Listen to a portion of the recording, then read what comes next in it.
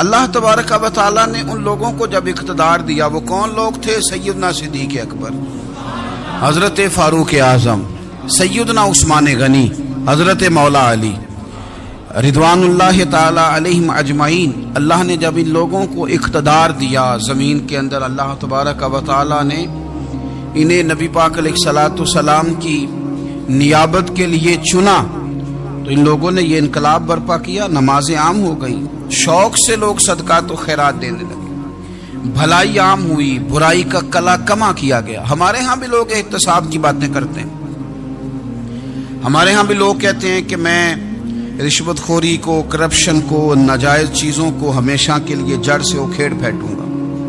لوگ دوسروں سے مطالبہ کرتے ہیں کہ یہ سارے کام جائز کریں، لیکن خود اس پر عمل کرنے کو تیار نہیں ہوتے۔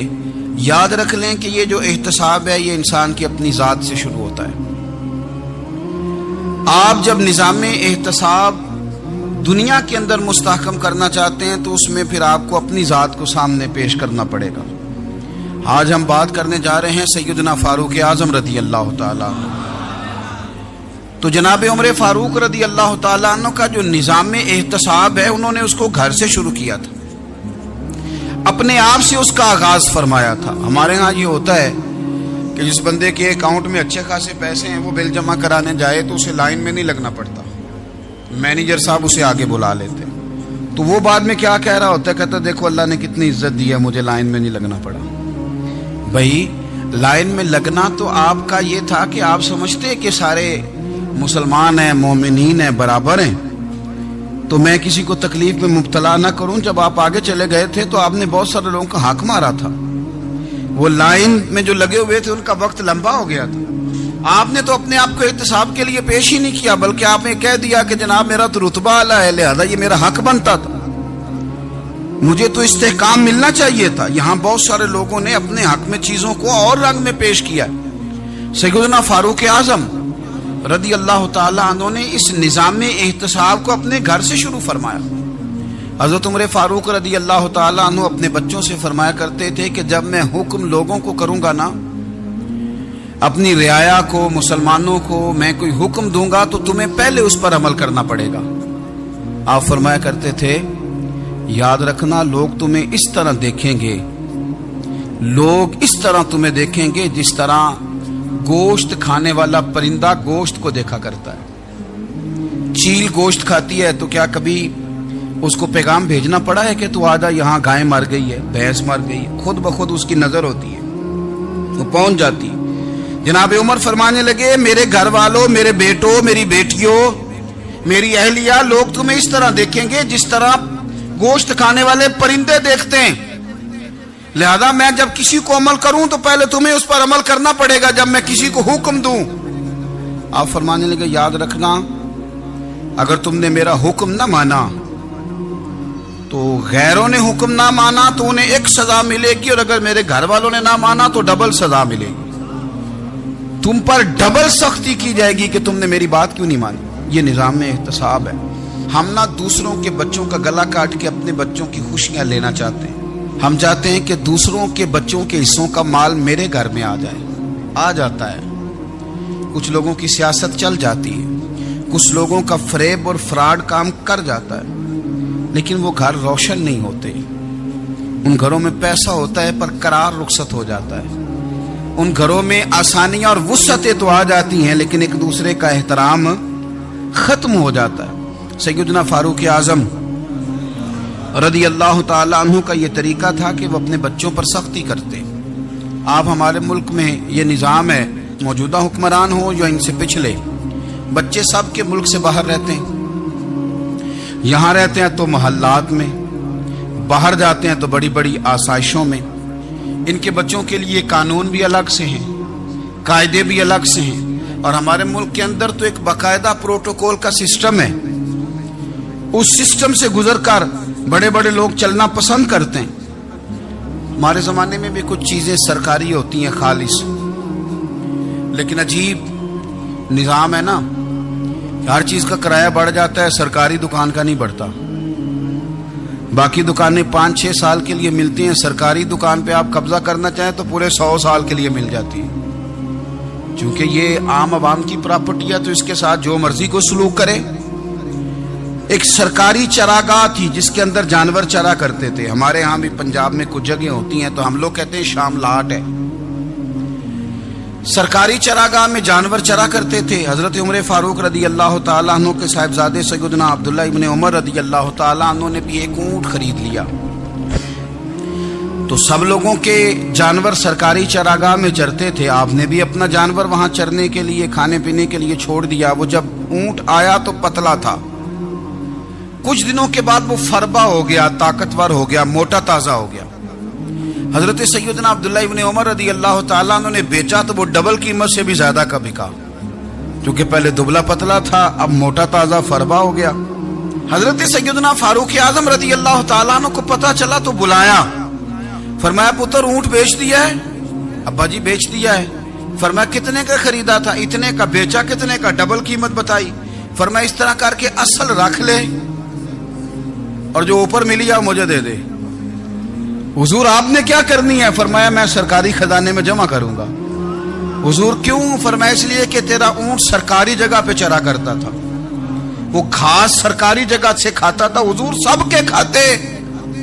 حضرت عبداللہ ابن عمر کہنے لگے سب کے کھاتے ہیں۔ آپ فرمانے لگے تو سب میں شامل نہیں ہے، تو امیر المومنین کا بیٹا ہے، تجھے میں یہ حق نہیں دے سکتا، تیرے اوپر تھوڑی سختی زیادہ کی جائے گی، تجھے یہ حق نہیں ملے گا۔ تو اپنے اونٹ کو چونکہ سرکاری چراگاہ میں چرایا کرتا تھا، لہذا تجھے وہ جو اصل رقم یہاں جمع کرانی پڑے گی۔ ہمارے تو بچے پہلی بات تو یہ ہے کہ بات ہی نہیں سنتے، یہ سب کے بچوں کی بات کر رہا ہوں، وہ ٹیچر کے بچے ہوں، سیٹھ کے بچے ہوں، پیر کے بچے ہوں، امام صاحب کے بچے ہوں، کسی کے بچے ہوں، پہلے تو سنتے نہیں۔ اور اللہ خیر کرے اگر آپ کوئی سنانا چاہیں تو فوری طور پر وہ ہوم منسٹری کے پاس پہنچ جاتے ہیں، ان کی اماں ان کی وکیل بن جاتی، آپ کہہ ہی کچھ نہیں سکتے، حالات رخ بدل جاتے۔ اس کا نقصان یہ ہوتا ہے کہ ان کو تراشا نہیں جا سکتا، ان کو ہیرے نہیں بنایا جا سکتا، ان کے اوپر کچھ ایسی میل کچیل چڑھ جاتی ہے جو بڑی عجیب و غریب ہوتی۔ اور کچھ لوگ ایسے ہوتے ہیں جو خرابی کرنے میں بھی اپنا کردار ادا کرتے ہیں، خرابی کرنے میں، اور بڑے لوگوں سے منسلک ہونے کے لیے لوگ رستے تلاش کرتے ہیں، رستے۔ میں چونکہ چیزوں کا مطالعہ کرنے کا بڑا شوقین ہوں، تو میری والدہ داخل تھی کئی سال پہلے ہسپتال میں، تو مجھے اس ہسپتال میں کچھ دن رہنا پڑا، ایک پرائیویٹ ہاسپٹل تھا، تو اس میں انہوں نے جگہ جگہ لکھ کے لگایا تھا ملازمین کو بخشیش نہ دیں، ہم ان کو بڑی اچھی معقول تنخواہ دیتے ہیں، سیلری بڑی عمدہ ہے، تو لوگ بخشیش نہ دیں۔ میں نے جو مینجمنٹ کے لوگ تھے ہاسپٹل کے، ان میں سے ایک سے میں نے کہا کہ اگر کوئی بندہ اپنی خوشی سے دینا چاہے تو آپ نے بڑا موٹا لکھ کے لگایا برائے مہربانی ان کو بخشیش نہ دے۔ اس نے بڑی قیمت، سادہ آدمی تھا پر میری بڑی اس نے مجھے بات بتائی، مجھے نفع ہوا۔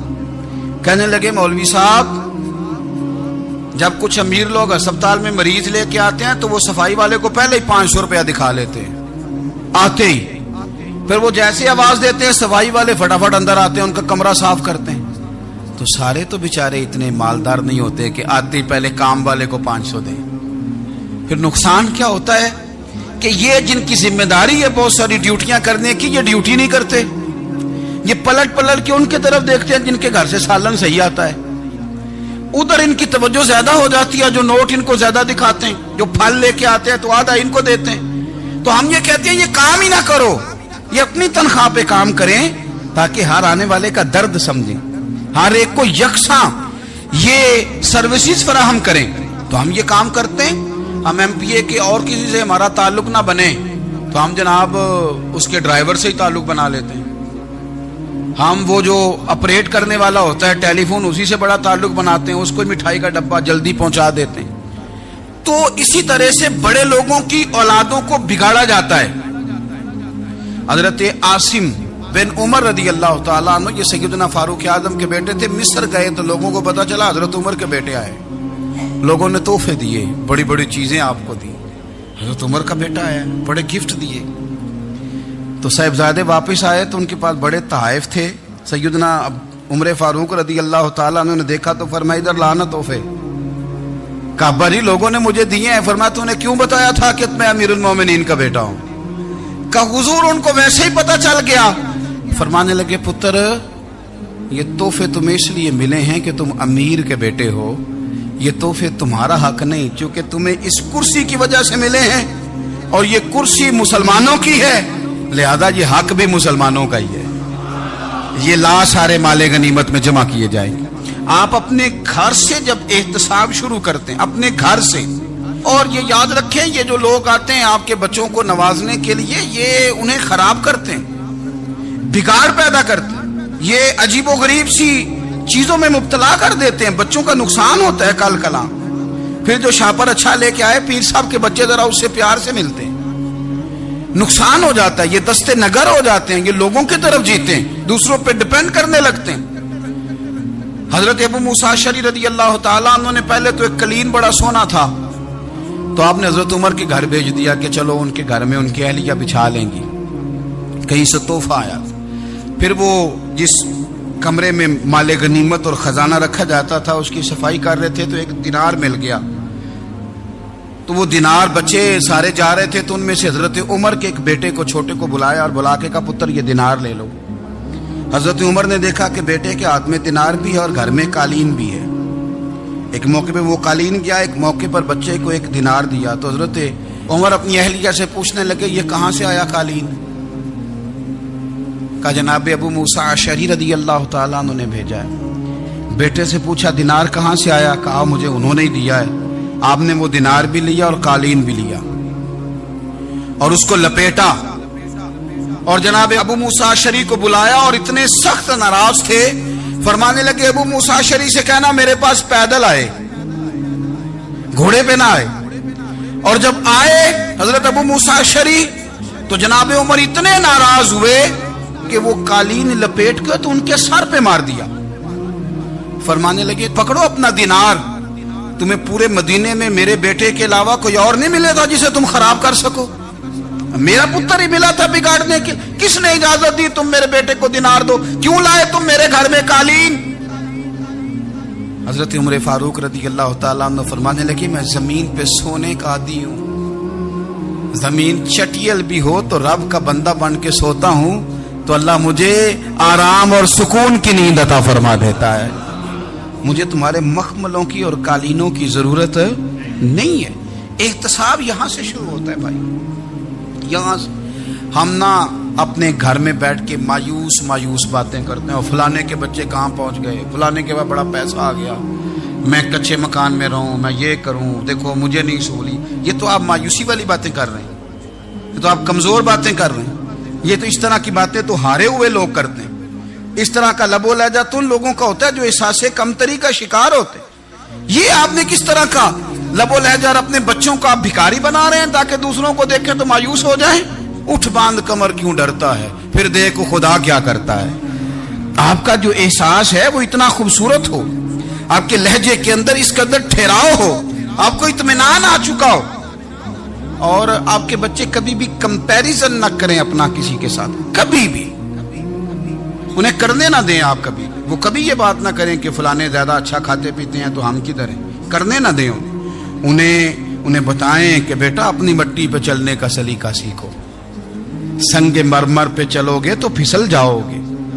ان کو بتائیں کہ جو تمہارے پاس ہے یہ خدا کا عطیہ ہے، اسی پر تم نے قناعت کرنی کبھی بھی. حضرت زید بن حارثہ سے نبی پاک صلی اللہ علیہ وسلم کو بڑا پیار تھا. پھر ان کے بیٹے حضور کے غلام زادے حضرت اسامہ بن زید کے ساتھ بھی حضور بڑا پیار کرتے. لیکن یہ تو مسلمہ حقیقت ہے نا کہ عظمت اور شان تو سیدنا فاروق اعظم کی زیادہ ہے. امت کا اتفاق ہے کہ نبیوں کے بعد سب سے بڑا درجہ جناب صدیق اکبر کا، اور پھر اللہ نے مقام عطا کیا حضرت فاروق اعظم کو. یہ بڑے لوگ تھے. ایک دفعہ مال تقسیم ہو رہا تھا تو حضرت عمر رضی اللہ تعالیٰ عنہ نے نا حضرت اسامہ بن زید کو 4000 دینار دیے اور اپنے بیٹے عبداللہ ابن عمر کو 3000 دینار دیے. تو حضرت عبداللہ ابن عمر گھر جا کے کہنے لگے ابا جی اسامہ میں وہ کون سی خوبی ہے جو میرے اندر نہیں، اور اسامہ کے باپ میں وہ کون سی خوبی ہے جو آپ کے اندر نہیں. تو حضرت عمر کی عاجزی دیکھیے، حالانکہ بالاتفاق बित्तेफाक दुनिया जानती है कि जनाब उमर फारूक रदी अल्लाह ताला अन्हु अफजल हैं। फिर भी पता है अपने बेटे से क्या कहते हैं? फरमाते हैं ओ सुन यार, वो खिदमत गुजार हैं नबी पाक के, वो भी हुजूर के घर में ड्यूटी करते, नौकरी करते, और इनके बेटे भी हुजूर की नौकरी करते, ये खिदमत गुजार हैं। फरमाने लगे अगर तूने पूछ लिया तो सुन, फिर मेरी तो राय ये है कि तेरे से ज्यादा उसामा बिन जैद हुजूर की नजर में प्यारे हैं, और उसामा का बाप तेरे बाप से ज्यादा नबी पाक का प्यारा है। कोई कंपैरिजन करने नहीं दिया, बच्चों को किसी ऐसी जगह खड़े होने नहीं दिया। फरमाया ये वजह है, ये अंदाज है कि तू ज्यादा प्यारा है। हजरत उमर फारूक रदी अल्लाह ताला अन्हु पसंद नहीं करते थे, जरा बराबर भी पसंद नहीं करते थे कि कोई शख्स और माल आता तो अपने रिश्तेदारों को नवाजने से बचते। माले गनीमत आता है ना, हमारे यहाँ तो अल्लाह खैर करे, जब कोई बंदा काउंसलर बनता है, चेयरमैन बनता है, तो ठेका किसको देता है? कोई चलो भतीजा मिल जाए, कोई भांजा मिल जाए, कोई छोटा भाई, उसे भी काम मिल जाता है साथ। नवाजने पे लोग आते हैं तो वो तलाश करते हैं कि कहाँ कहाँ को मेरा है, वो टेंडर ही उनके नाम के पास होते हैं जिनकी तरफ जरा नजरे करम ज्यादा होती। हजरत उमर फारूक माल तकसीम कर रहे थे तो बेटी आगे कहने लगी अब्बा जी रिश्तेदारों का भी हक होता है, आप सबको देते हैं, आपके अपने आपके करीब ही नहीं आते। तो हजरत उमर फारूक ने क्या लफ्ज कहे, क्या हकीकत है, क्या हुसन है। फरमाने लगे पुत्र ये माल तेरे बाप का नहीं मुसलमानों का है, जब तेरे बाप का जाती माल होगा तो अपने रिश्तेदारों को देगा, ये मुसलमानों का माल है, ये उसी हिसाब से तकसीम होगा जो अदल का हिसाब है, जो तराजू ठीक है। फरमाया तू मुझे ये मशवरा ना दे, ये मुसलमानों का माल। यहां से निजाम में इख्तिसाब शुरू होता है, यहां से इंसान आगे बढ़ता है, और फिर कोई तकल्लुफ नहीं किसी पर हजरत उमर का, कोई छोटा है या बड़ा है। हजरत अबू सुफियान रदी अल्लाह ताला अन्हु सरदार रह चुके हैं मक्के के, बड़े आदमी, लेकिन निजाम एहतसाब में कोई छोटा बड़ा नहीं होता। हजरत उमर फारूक मक्का मुकरमा गए तो लोगों ने कहा हुजूर जनाब अबू सुफियान ने ना गली में पत्थर रखे और बहुत सारे लोगों को रस्तों में तकलीफ हो रही है। तो हजरत अबू सुफियान रदी अल्लाह ताला अन्हु से भी लोग कह देते तो वो भी उठा देते, लेकिन लोगों ने, चूंकि वो सरदार थे, बड़े थे, तो लोगों ने उनसे कहा नहीं। हजरत उमर जब आए तो कहा तो जनाब उमर ने परवाह नहीं की, खुद आए, जनाब अबू सुफियान से कहा ये पत्थर आपने रखे? कहा हुजूर हाँ। फरमाया ये भी उठाइए, ये भी उठाइए, ये भी उठाइए। जब वो उठा रहे थे तो हजरत उमर कह रहे थे शुक्र नहीं अल्लाह का कि उमर कह रहे हैं और अबू सुफियान मानते जा रहे हैं। शुक्र नहीं, ये निजाम में इत्तिसाब है कि बड़ा हो या छोटा हो, उसको ये हक हासिल नहीं है कि मुसलमानों को वो किसी तकलीफ में किसी भी सूरत में मुब्तला करे, कहीं भी किसी जगह भी, उसको ये वाली इजाजत नहीं। हजरत सैयदना उमर फारूक रदी अल्लाह ताला अन्हु। फिर एक और बात थी, मैं कई दफा ये बात कहता हूं और मुझे जाती तौर पर इसका बड़ा तजर्बा है। कुछ लोग ना खुशामद पसंद हो जाते हैं, बड़ी उम्दा तारीफ करते हैं, ओए होए हो, पुल बांधते हैं पूरे, आपके पास आएंगे तो कहेंगे जनाब आपसे ज्यादा अच्छा बंदा ही कोई नहीं, तो वो ना आपसे काम निकलवाते हैं। फिर वो किसी दूसरे के पास जाते हैं तो इसी तरह का रवैया वो दूसरों के साथ करते हैं। ये आम लोगों में भी मर्ज होता है, आम लोगों में भी। और बादशाह हो बंदा अगर, फिर तो उसका दिल करता है मैं अगर बादशाह सलाम हो तो दो चार बंदे दिहाड़ी पे रख लूं पर मेरी तारीफ जरूर करें। पाबंदी होती है, लोग ये काम बड़े शौक से करते हैं। और शेख सादी फरमाया करते थे लकड़ी को घिन खा जाती है और बड़े लोगों को खुशामद खा जाती है खुशामद। हजरत उमर फारूक रदी अल्लाह ताला अन्हु इस मामले में भी बड़े मजबूत थे। वैसे मुझे और आपको अच्छा कौन लगता है? हमारी गलतियां बताने वाला। हमारे ऐसा फरमाया करते थे अपने दुश्मनों की बातों पर भी गौर रखो, तुम्हारे दुश्मन तुम्हें निखार देते हैं, तुम्हारे अंदर जो कोताहियां होती हैं वो तुम्हें पता चल जाती हैं कि यहाँ यहाँ यहाँ यहाँ मेरी इस्लाह हो रही, उन पर गौर करो वो क्या कहते हैं। हजरत उमर फारूक की तारीफ की एक बंदे ने, कमाल तारीफ की। वो उसका ख्याल था कि रिजल्ट बड़ा शानदार आएगा, बादशाह की तारीफ होती थी तो फिर थैली जाती थी अशरफियों की, कमाल रिजल्ट आएगा। तो हजरत उमर जब वो पूरी कर चुका ना बात तो फरमाने लगे तू खुद भी हलाक हुआ और मुझे भी हलाक ही कर दिया, खुद भी तबाह हुआ है मुझे भी तबाह कर दिया। किस तरह की बातें कर रहे हैं? ایک بندہ اور آیا اور اس نے آ کے کہا کہ پوری امت میں سب سے افضل ہے فاروق اعظم آپ ہی ہیں. تو حضرت عمر فاروق فرمانے لگے تجھے تیری ماں روئے، ابو بکر تجھ سے بھی افضل تھے، تیرے باپ سے بھی افضل تھے، اور صدیق اکبر مجھ سے بھی افضل ہے اور میرے باپ سے بھی افضل ہے. یہ تو کس طرح کی بات کر رہا ہے؟ یہاں ہر شے ہضم نہیں ہو جاتی، فوری طور پہ لوگ ڈکار بھی پورا نہیں لیتے. قرآن مجید نے کہا فَلَا تُزَكُّوا أَنفُسَكُمْ هُوَ أَعْلَمُ بِمَنِ اتَّقَىٰ، اپنے منہ سے نہ کہو میں پاک صاف ہوں، اللہ زیادہ بہتر جانتا ہے کہ تم میں سے پرہیزگار کون ہے. اپنے منہ سے تعریفیں کرتے کراتے ہو، یہ مزاج چھوڑ دیں. حضرت عمر رضی اللہ تعالیٰ عنہ پسند نہیں کرتے تھے. ایک آدمی نہ چلتا تھا وہاں تو بڑا متکبرانہ چال کے ساتھ چلتا، حضرت عمر نے دیکھا، یہاں تک احتساب فرماتے تھے، زمین پہ زور زور سے پیر پٹکتا، چال بڑی اس کی متکبرانہ، لوگ بڑے پریشان ہوتے. حضرت عمر نے ایک دن سمجھایا، باز نہیں آیا، اگلے دن پہ درہ نکال لیا، لگائے 4 درے، فرمایا آج کے بعد نہ چلنا اس طرح مدینے میں پیر پٹک پٹک کے. اس وقت تو اسے غصہ لگا، لیکن کچھ دیر کے بعد نا جب غصہ اترا تو حضرت عمر کے پاس آیا، کہنے لگا حضور اللہ آپ کا بھلا کرے، آپ نے درے نہیں مارے، آپ نے تو شیطان بھگا دیا جو میرے ساتھ چمٹا ہوا تھا، چمٹا ہوا شیطان آپ نے مجھ سے بھگا دیا. یاد رکھیں مسند امام احمد بن حنبل میں حدیث ہے، اللہ کے پیارے رسول صلی اللہ علیہ وسلم فرماتے ہیں جو دنیا میں متکبرانہ چال کے ساتھ چلتا ہے نا، قیامت کے دن وہ اللہ سے اس حال میں ملے گا کہ رب اس سے ناراض ہوگا.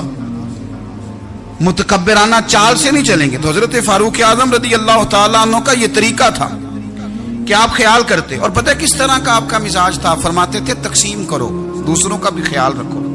جس طرح بندہ دیوانہ وار نہیں لوگوں کا خیال رکھتا کہ بندہ بگڑے کوئی نہ، دیوانہ وار. کچھ لوگ تبلیغ کرتے ہیں رسمی، اور کچھ لوگ ایسے ہوتے ہیں جو لوگوں کی اصلاح میں دیوانے ہو جاتے ہیں. ان کی خواہش ہوتی ہے یہاں بھی بندہ ٹھیک ہو جائے، یہاں بھی بندہ ٹھیک ہو جائے، یہاں بھی بندہ ٹھیک ہو. کچھ لوگ کڑی نگرانی کرتے ہیں کہ انسان بگڑنے نہ پائے. حضرت عمر فاروق رضی اللہ تعالیٰ عنہ نا گوشت والی دکان کے پیچھے جا کے بیٹھ گئے کئی دنوں تک. وہ کہنے لگا حضور یہاں کیا ہے؟ فرمایا تو اپنا کام کرنا. گوشت والی دکان پہ بیٹھے، کام کر اپنا، نگرانی کرنے لگے حضرت عمر. پھر آپ نے نا وہ بندے پکڑ لیے. کون؟ جو 2 دن مسلسل گوشت خریدنے آئے، پکڑ کے کھڑا کر لیا. فرمایا تو کل بھی گوشت لینے آیا تھا؟ حضور ہاں. فرمایا آج پھر کھائے گا؟ حضور جی. تو آپ فرمانے لگے کیا تیرے محلے سے غربت ختم ہو گئی ہے؟ تیرے رشتہ دار سارے پیٹ بھر کے کھاتے ہیں، تو 2 دن گوشت لینے آتا ہے؟ فرمایا آج کے بعد مسلسل گوشت لینے آیا تو درے سے ماروں گا، خبردار یہ کام نہ کرنا. یہاں تک نظام احتساب کا جب خیال رکھا جائے پھر حالات بگڑا نہیں کرتے، پھر وہ قابو میں رہا کرتے. حضرت عمر فاروق رضی اللہ تعالیٰ عنہ اس ترتیب کے ساتھ اصلاح کرتے، اس ترتیب کے ساتھ. سیدنا فاروق اعظم رضی اللہ تعالیٰ عنہ کی ایک بات آخر میں عرض کرنی ہے، وہ میں بھی اپنے اوپر لاگو کروں، آپ بھی غور کریں. حضرت عمر فاروق رضی اللہ تعالیٰ عنہ نے نا خط لکھا حضرت ابو موسیٰ اشعری کو. آپ فرمانے لگے یاد رکھنا جو گورنر، جو امیر اپنے رب کریم کی فرما برداری کرتا رہتا ہے نا، اس کی رعایا بھی اس کی فرما برداری کرتی ہے. اور جو لوگ اپنے رب کریم کی فرما برداری چھوڑ دیتے ہیں، پھر جنہوں نے ان کی فرما برداری کرنی ہوتی ہے وہ ان کی فرما برداری چھوڑ دیتے ہیں. آپ نے سپہ سالاروں کو خط لکھے تھے، فوج کے جو جرنیل تھے، کمانڈو تھے، ان کو خط لکھے تھے. فرمایا جو سپاہی نماز نہیں پڑھتا اسے فوج سے نکال دو. اور ساتھ لکھا تھا یاد رکھو جو رب کا وفادار نہیں وہ ہمارا کیسے ہو سکتا ہے، نکال دو ان لوگوں کو، فوج سے الگ کر دو. ہم آج جو بے پناہ پریشان ہیں، ہمارے بچے بات نہیں مانتے، شاگرد بات نہیں مانتے، ہم شکوے کرتے ہیں، بے ادبی بڑھ گئی. ادب کے ساتھ میں گزارش کروں گا بڑوں کی بارگاہوں میں، جو میری طرح کے بڑے بنے ہوئے ہیں، بزرگوں سے نہیں بات کرتا، ان سے میں کہوں گا کہ ہمیں ایک دفعہ اپنے اوپر بھی تو غور کر لینا چاہیے. کہیں ایسا تو نہیں ہے کہ ہم جب تک اللہ تعالیٰ کے فرما بردار تھے، جب تک ہم تقوی کے معیار پر تھے، ہماری بات ماننے والے ہماری بات مان رہے تھے. کہیں ایسا تو نہیں کہ ہم اس معیار سے ہل گئے ہیں تو اب جو ہمارے فرما بردار تھے وہاں سے ہل گئے. حضرت عمر رضی اللہ تعالیٰ عنہ فرمایا کرتے تھے کہ لوگوں کو عجب میں مبتلا نہیں ہونا چاہیے. خود پسندی کا جو ماحول ہوتا ہے اس سے لوگوں کو ہمیشہ نکلنا چاہیے۔ حضرت عمر کے ایک صاحبزادے نے کنگھی کر لی، اچھا لباس پہن لیا تو درہ مارا جناب